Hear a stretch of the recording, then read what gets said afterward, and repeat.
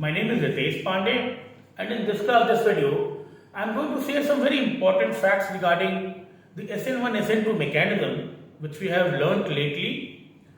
Some basic aspects with respect to structure of some compounds which would not only help in SN1 SN2 but overall in different type of chemical reactions. Some facts which we saw in the theory class, and I am going to give you a little more elaborate understanding upon the same, and I will do it one by one. In the sense, a very important fact used to be arylic and vinylic. Arylic and vinylic halides were very less reactive.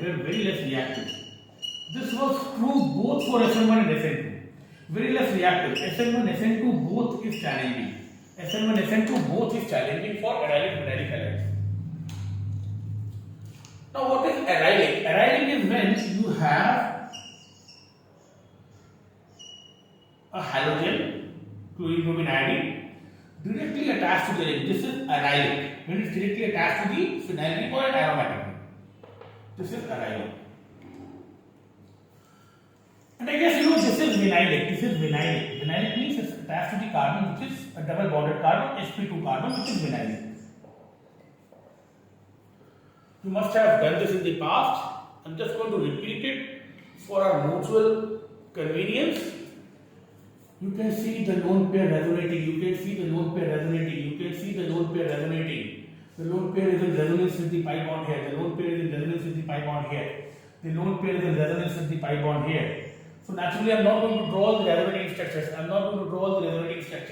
But if I draw the resonating structures in the so-called hybrid, I would get double bond character here. In the so-called hybrid, I would get double bond character here. This is called double bond character. This is called double bond character. The lone pair resonating, the carbon halogen bond will attain double bond character. You know, in different resonating structures, because there will be double bond in this region, this carbon halogen will attain the double bond character very popularly abbreviated as DBC. Double bond character, very popularly abbreviated as DBC. So simple as it looks. Arylic when it's attached to the ring, aromatic ring, and vinylic when it's attached to a carbon which is sp2 double bonded. The lone pair over the halogen is in resonance with a pi bond, at least one pi bond, and with this resonance in the various resonating structures and in the final resonance hybrid, we will have double bond character here. Now the way it sounds, double bond character, you know, you were expecting it to be a single bond. Normally, you expect a halide to be Rx or ARX. This is the bond you are willing to break. So instead of a single bond, there is a double bond character here. Double bond character would mean it will bear some double bond like traits. The most prominent being double bond, which more bond order will have smaller bond length and more bond energy will be difficult to break. Some textbooks, some sources will tell you that arylic or vinylic carbocation is very less stable. I don't disagree to that. Arylic vinylic carbocation might be very difficult. That is not untrue. But the real fact is, arylic vinylic carbocations are very difficult to obtain because we will have those carbocations obtained only when this breaks. So the real fact is, because of double bond character, this bond is difficult to break.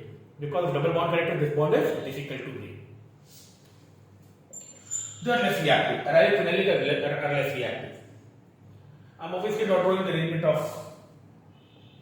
atoms here or for the rest of the molecule here. Double bond character. One small difference again could be, generally with this carbon you associate sp3 hybridization, whereas when it's arylic or vinylic, this carbon is sp2. Naturally, this carbon is also sp2. Now between sp2 and sp3, sp2 has more S character, percentage S character. Now this is a secondary factor. This is the primary factor. This could be the secondary factor. There are multiple correct questions at times. This could be a secondary correct option. That they are less reactive because the carbon attached to halogen is sp2 with more S character. More S character, S is smaller than P. More S character would mean smaller bond length, more bond energy, difficult to break again. So even in terms of hybridization, allylic vinylic, because the carbon here is going to be sp2 instead of sp3. You know here percentage is 1/3, 1 out of 3. Here it's 1/4, S character 1 out of 4, 25%, 33.33%. We told about S character in chemical bonding. sp2 bond is more difficult to break than sp3 bond. sp2 bond will have more S character, smaller bond length, more bond energy, difficult to break, but this at most will be the secondary option. The more correct answer will be double bond character because of resonance. Double bond character because of resonance plus our effect or whatever. Now, another very important common factors, another nomenclature. I introduce these terms way before I go into reaction mechanism. Tell you about allylic, vinylic, and then I also tell you about benzylic. I tell you about benzylic, allylic. Now, benzylic, allylic are very reactive. They are very reactive. This is understood for SN1 because from day one you were told benzylic, allylic carbocations are very stable. Because in SN1 carbocation is an intermediate, so right away benzylic, allylic carbocations are very stable. So if the intermediate is stable, the reaction will happen smoothly. SN1 very reactive, SN1 के लिए reactive होगा. Even for SN2 it's very reactive. Now what is benzylic? Benzylic ring चलेगा था तो allylic. Benzylic means this is the benzyl carbon. The carbon attached to the ring. And if it's attached to this, this is benzylic. Directly attached to the ring, allylic. This is benzylic carbon. Chlorine here is benzyl chloride, OH here is benzyl alcohol. I told you about this carbon being benzylic. And it's basically about stability of this carbocation. Benzylic carbocation is very stable if it happens to SN1. This is allylic. Next to a double bond. So if this goes in the course of SN1, allylic carbocation is also very stable. यहाँ पर भी resonance होगा. Benzylic carbocation is stable, allylic carbocation is stable. So in terms of stability of carbocation, SN1 would look good. For SN2, you know there is a statement like a pi bond at beta position. A pi bond at beta position promotes SN2. It can be proved using some very simple basic orbital diagrams. That pi bond at beta position will promote SN2 because it will stabilize this so-called transitory state. This is alpha carbon, this is beta carbon. So at beta position a pi bond. This is alpha carbon, this is beta carbon. Beta position पर एक pi bond आने से ना ये जो pi bond का electron density होता है ये SN2 का ट्रांजिटरी स्टेट को भी स्टेबलाइज करता है. By drawing very basic orbital picture, it can be proved that at beta position presence of pi bond promotes SN2. So in terms of carbocation, SN1 could be explained. In terms of the beta bond at beta position, pi bond at beta position, SN2 could also be explained. All in all, benzylic allylic will be more reactive for both SN1 and SN2. They will be more reactive for both SN1 as well as SN2.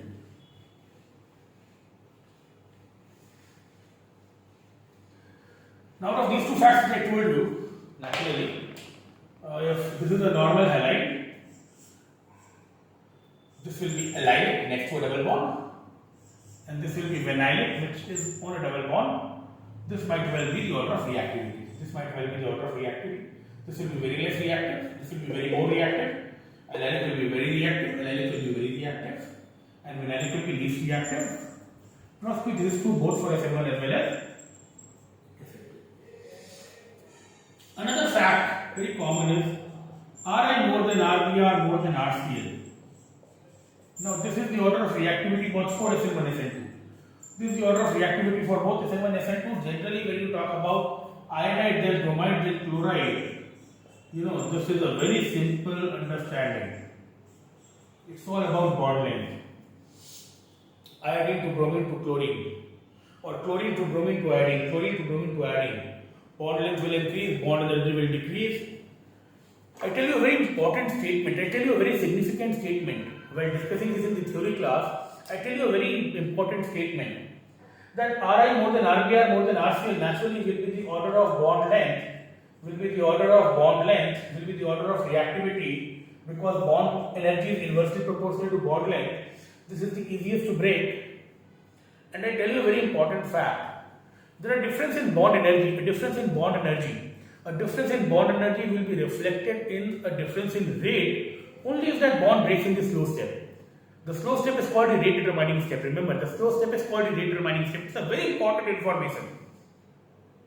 If that bond breaks in the fast step, it does not matter. It has to break in the slow step.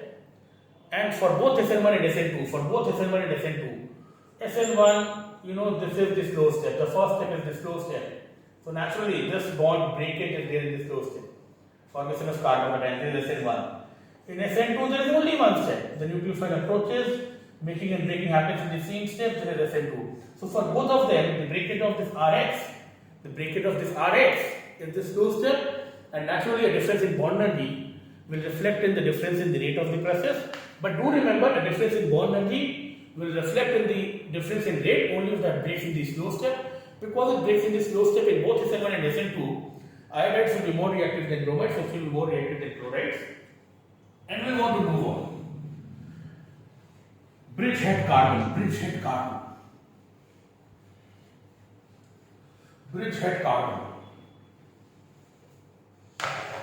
carbon is very less reactive. So if this is a bicyclic compound, so many times I have told you, this is where the 3 chains meet, is called the bridgehead, and a halogen here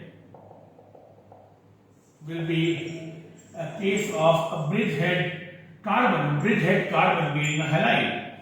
Bridgehead carbon halide will be very less reactive. This will be very less reactive. Both for SN1, SN2. First of all, the structure being such, this carbocation is very, very unstable. So SN1 is ruled out. In SN1, a carbocation is the intermediate. In SN1, a carbocation is the intermediate. So SN1 is ruled out. This will have a lot of angular strain. This is very difficult to form sterically. So SN1 is ruled out. यहाँ पर positive negative pi bond कुछ नहीं हो सकता. There is a rule called Brett's rule. Brett's rule tells you over a bridgehead carbon there cannot be a positive charge, negative charge, or a pi.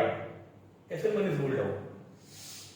In SN2, basically this is the picture in mind. You need to have the nucleophile attacking from behind.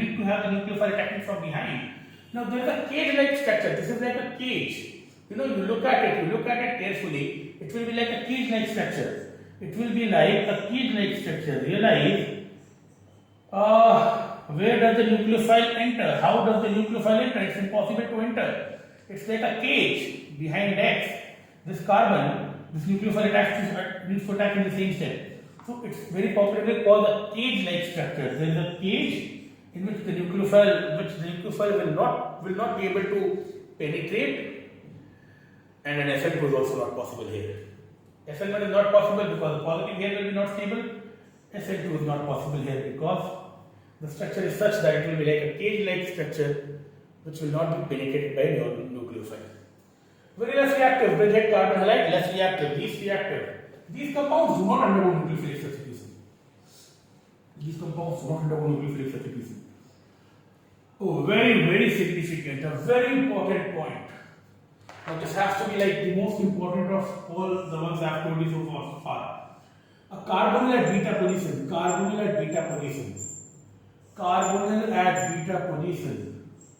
will promote SN2. Mind you, it will hinder SN1. So this will be promoting SN2 right away. And by a carbonyl at beta position, I mean a situation like this. This is the alpha carbon and this is the beta carbon. This is the carbonyl oxidable bond. A carbonyl group naturally is always polar. A carbonyl group is always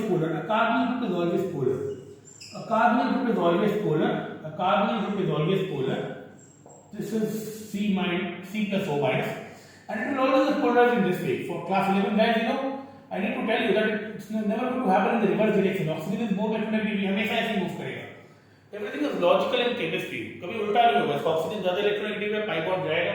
ये हमेशा polar रहते हैं. Aldehyde ketone में, कार्बोनल्स में there is always something called polarity. This bond is always polar. Mesomeric effect.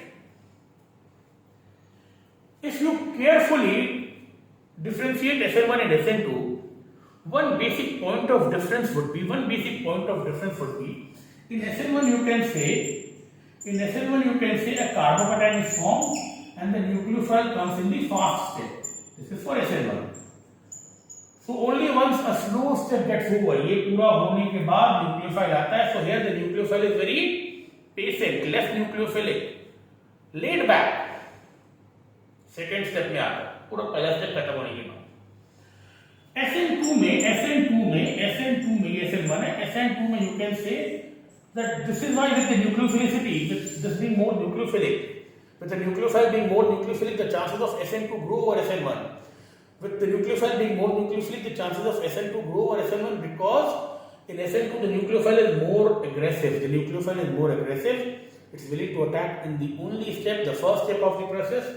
So any factor which increases nucleophilicity, if it makes it more aggressive, if the nucleophile is more nucleophilic, more aggressive, more willing to participate in that step only, so naturally one point of difference between SN1 and SN2 is in SN1 nucleophile is laid back, in SN2 the nucleophile is more nucleophilic, more energetic. See, this positive charge could definitely invite a nucleophile. This nucleophile has no contact with this carbon, but naturally this positive will be inviting. This inviting this nucleophile. At beta position, this carbonyl, this positive charge will play a very significant role. This is alpha, this is beta, I repeat. Beta position, this carbonyl, this positive will play a very significant role. This positive will be very strongly inviting for a nucleophile, and as you could see, a factor which makes a nucleophile more aggressive, a factor which makes a nucleophile more nucleophilic, inviting for a nucleophile. It will promote SN2. So it will rather want the nucleophile to come in the first step only, and the nucleophilicity will be increased, and SN2 will be promoted. How does it hinder SN1? It hinders SN1 because in SN1 a carbocation is formed. And it hinders SN1 because suppose if SN1 happens. Suppose if SN1 happens here, and you have this bond. Now this bond will give you a carbocation, and this is positive, and these two would repel like anything. There would be a massive repulsion between these two positive charges. This bond is always polar, So a positive here in course of SN1 in the formation of carbocation, and these two will have massive repulsion. This carbocation is going to be extremely unstable. So the course of SN2 will never be taken up, and SN1 is absolutely not possible here. So SN1 is hindered, SN2 is promoted. SN2 is promoted, and this is certainly one of the recent questions in the real exam. Trust me. You might be given a compound as small as a methyl chloride. छोटा compound है, एक carbon है, methyl chloride है. सबसे अच्छा SN2 होता है. ये थोड़ा सा बड़ा लग रहा है, पर इसका SN2 का रेंज बेटर होगा because beta carbonyl will make this carbon undergo SN2 more effectively. This is a very recent type of question which has started coming in the real exams. Beta carbonyl is going to promote SN2, hinder SN1. Keep this in mind. It's going to help in the real exam. This looks very small, little ideal molecule for SN2, but a carbonyl at beta position would make it even more reactive for SN2. So keep these facts in mind. This will help you in real problem solving. This much for the time being. Thank you so much.